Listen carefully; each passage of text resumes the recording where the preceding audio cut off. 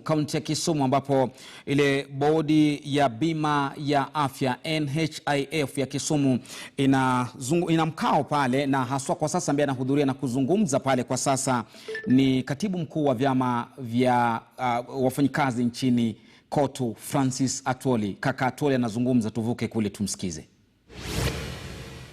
And we don't want to go through that route. Let this money be prudently used on us being sick, and let us be flexible when it comes to workers.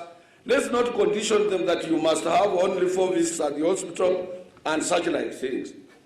And I would appeal, please, when you smell something like that, because it must be in the act, and when there is an amendment of the law being proposed, I want to ask you, Wycliffe and Robert, read it with the workers' perspective at heart. If it is going to hurt us, let me know. Because in Parliament, we have more members supporting workers than any other person. And you people, you know that. It's just a matter of raising alarm. That's why I was saying we have Akelo, not Akelo, we have Omboko Miremba, we have Sosion in that committee, we have Tanui from workers, we have James Onyango Koyo, we have Gladys Wanga, we have Wabilianga might sell us twice. don't be 100% about her. We have Captain Ruida from Lamu. We have several people. We have even Kuria supports us. The Moses Kuria supports us, supports workers when it comes to workers' issue in Parliament. So we have a lot of friends who are supporting us across the political divide, who are standing with workers. And nearly all women reps, they support us in Parliament because they have children, they have their relatives who want this NHIF. It's just a matter of raising the alarm, and they will stand with us in Parliament. So those are some of the things I wanted. We cannot allow IRA to say they want to regulate the fund. Maybe RBA, we might think about it, but not. You tell us and we'll see. It's just like NITA. NITA don't allow KRA to collect funds for you. It would be dangerous. We gave them 10 years ago NSSF. They have our 28 million Kenya shillings of which they have not remitted for 10 years. They will not remit the money. They will not. And some politicians will go through KRA to access that money, will never get it. Nikifika hapa nafikiri ni sawa. Si sawa? Naambiwa niendelee, but I want to continue na mambo mawili ya mwisho.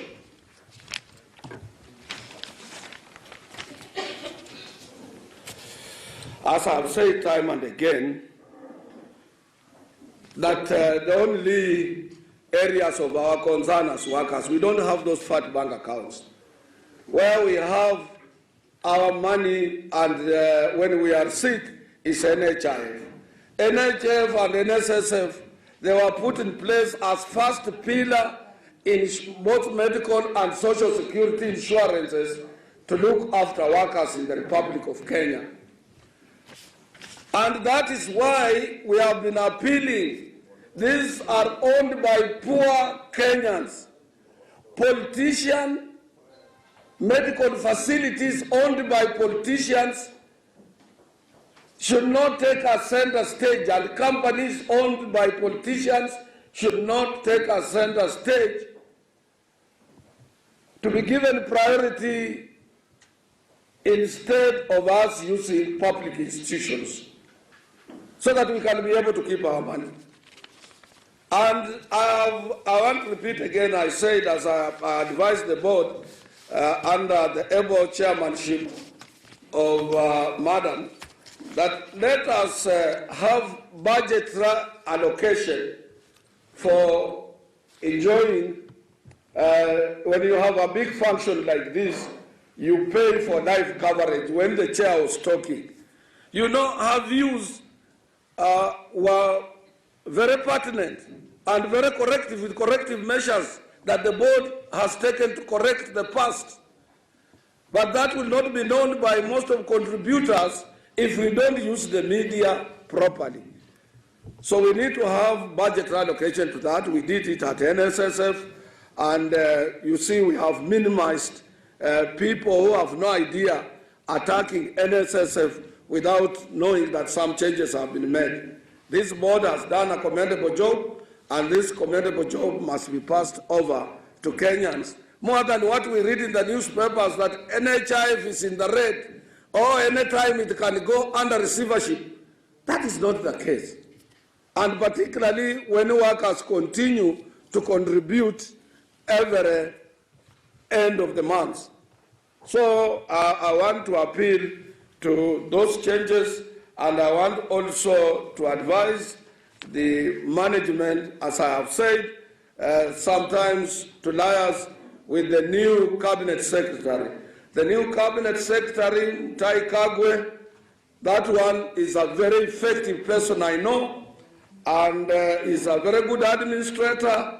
He's very innovative, and I'm sure I have a lot of confidence in him that if you as a board you work closely with him, he will make this board viable and very strong. I want also to appeal to you, board, as a labor leader. How does it look to you, or how does it appear before you, or how do you reconcile your conscience, and including our brother from the Treasury, if somebody is capable, unless there is something and has been acting and he cannot be confirmed, or is even afraid of applying, knowing that because of my background and where I come from, nobody will consider me? You know, those are some of the things as a board you should take a center stage and champion. Some of the things you do, it is not you are doing for your own personal interest, but for the society. When you help one person or an assistance to a person or a welfare supported to one person, is a gift to God. It's something that you have contributed to God, because as it is written that we must, and more used to remind us, that we must be mindful of our brothers and sisters' welfare without regard of anything else. We have decided at NSSF to fill all vacant positions, and the first priority we are giving it to our own staff who have stood with us before we think of the outsiders. And I think this should be a clarion call to you people. You must consider that and see how you can strengthen the fund using your own members of staff. I said that. Mtazamaji, ni mkao wa baraza la bima ya afya taifa NHIF ikikutana na maafisa wa muungano wa wafanyikazi nchini Kotu pale, Francis Atwoli katibu mkuu akizungumza. Tukitoka Kisumu